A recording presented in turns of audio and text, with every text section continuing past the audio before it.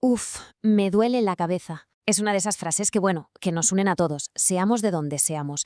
¿Quién no la ha dicho o pensado alguna vez, verdad? Pero a pesar de ser una experiencia tan universal, está rodeada de un montón de ideas equivocadas, de mitos. Hoy vamos a meternos de lleno en este tema para desmontar el más grande de todos y de paso entender qué es lo que de verdad está pasando ahí dentro cuando aparece ese dolor.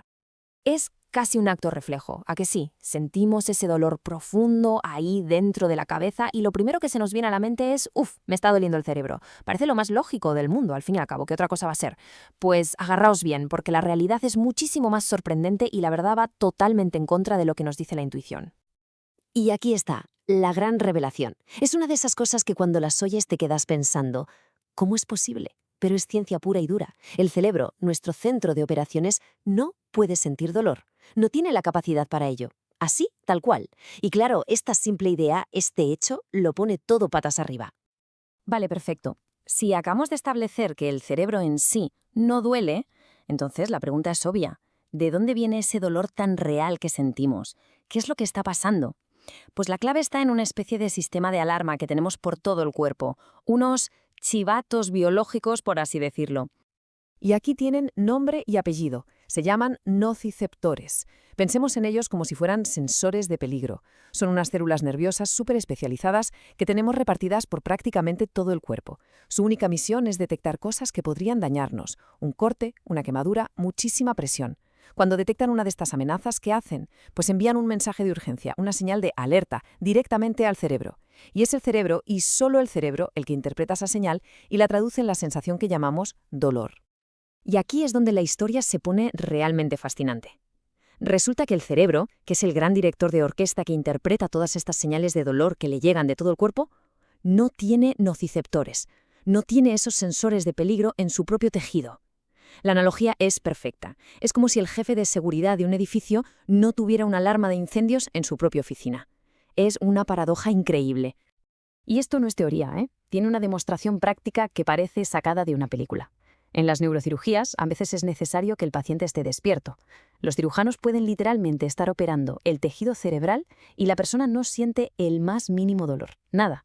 De hecho, a veces les piden que hablen, que canten o incluso que toquen la guitarra durante la operación para monitorizar las funciones cerebrales. Es, sin duda, la prueba irrefutable de que el cerebro no siente dolor.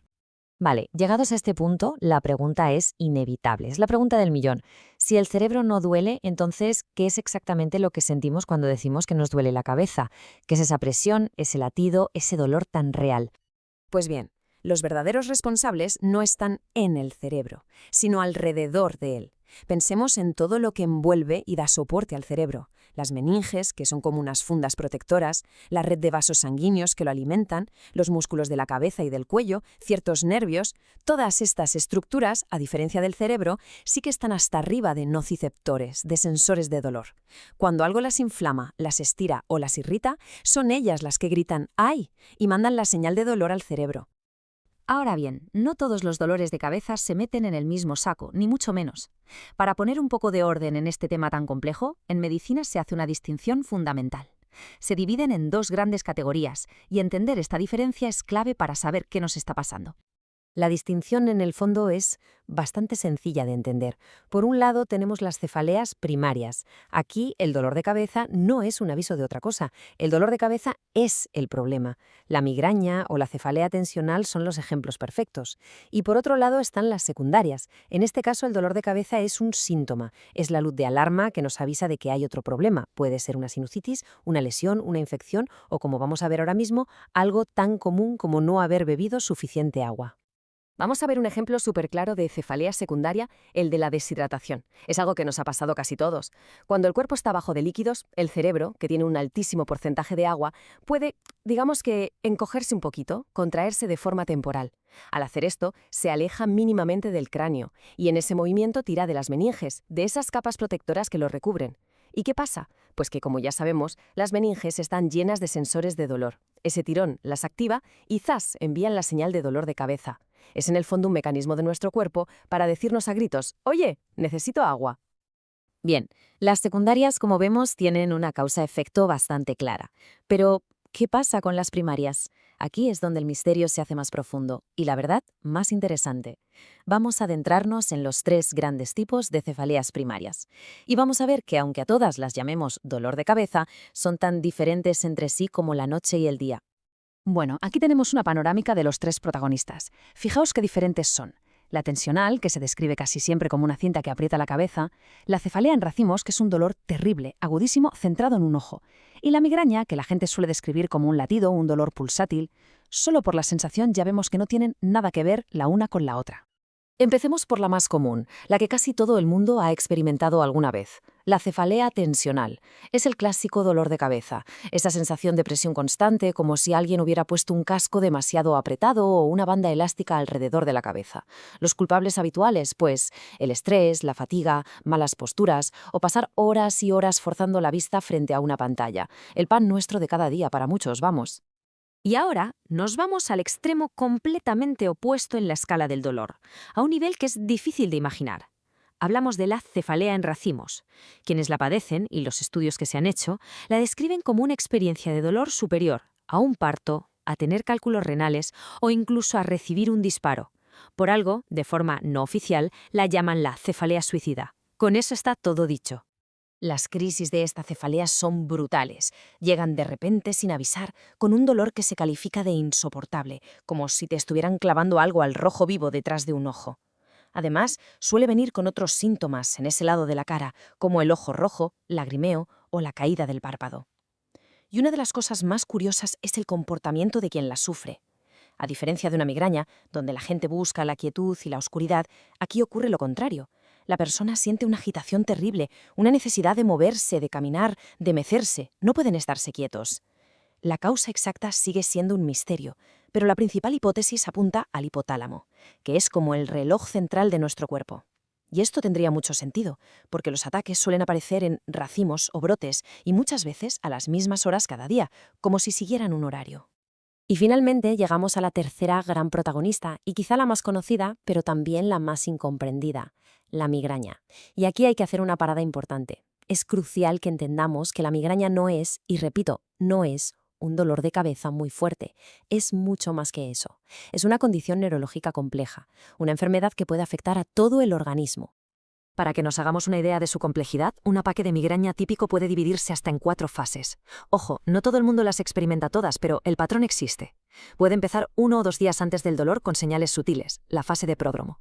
Luego, en un 25% de los casos, justo antes del dolor, aparece el aura, alteraciones visuales como ver luces o puntos ciegos. Después, claro, viene el ataque en sí, el dolor de cabeza, que suele ser pulsátil, las náuseas y una sensibilidad extrema a la luz y al sonido. Y cuando el dolor por fin remite, queda la resaca, el postdródromo, una sensación de estar completamente agotado. Es todo un proceso. ¿Y cuál es el mecanismo detrás de todo esto? Bueno, la teoría que tiene más peso hoy en día es que las personas que sufren migrañas tienen un sistema nervioso que es, por decirlo de alguna manera, más excitable o sensible de lo normal. Ante ciertos factores, que llamamos desencadenantes, este sistema nervioso reacciona de forma exagerada y provoca una cascada de eventos que acaba sobreestimulando un nervio clave, el nervio trigémino.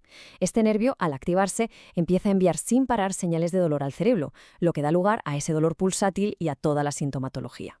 Claro, para que este sistema nervioso hipersensible se active, suele necesitar un interruptor, un desencadenante. Y aquí la lista es larguísima y muy personal para cada individuo. El estrés y la falta de sueño son clásicos, pero también estímulos sensoriales potentes, luces muy brillantes o que parpadean, sonidos fuertes, incluso olores muy intensos. Y luego hay un factor que es absolutamente crucial, especialmente en las mujeres, los cambios hormonales. De hecho, este factor hormonal es tan determinante que explica una estadística muy clara. Las mujeres tienen hasta 3 veces más probabilidades de padecer migrañas que los hombres. ¿Por qué? Principalmente por las fluctuaciones de los estrógenos. La caída de los niveles de estrógenos que se produce justo antes de la menstruación es uno de los desencadenantes más potentes que existen. Esto explica lo que se conoce como migraña menstrual y la enorme diferencia de prevalencia entre géneros. Entonces, si nos tenemos que quedar con una idea principal después de todo este recorrido, es esta. El término dolor de cabeza es una simplificación enorme. No hablamos de una sola cosa, hablamos de un abanico, de un espectro de condiciones médicas muy diferentes. Comparar una cefalea tensional por estrés con un ataque de migraña con aura es como comparar una llovizna con un huracán. Ambas son agua que cae del cielo, sí, pero la experiencia y las consecuencias no tienen nada que ver. Y saber distinguir entre ellos no es una simple curiosidad académica, para nada. Es el primer paso y el más fundamental para poder entender qué está pasando y buscar la ayuda o el alivio adecuados. Así que la próxima vez que aparezca un dolor de cabeza, quizá valga la pena pararse un segundo. En lugar de pensar simplemente «me duele la cabeza», podemos preguntarnos «¿qué tipo de dolor es? ¿Qué me está intentando comunicar mi cuerpo con esta señal?».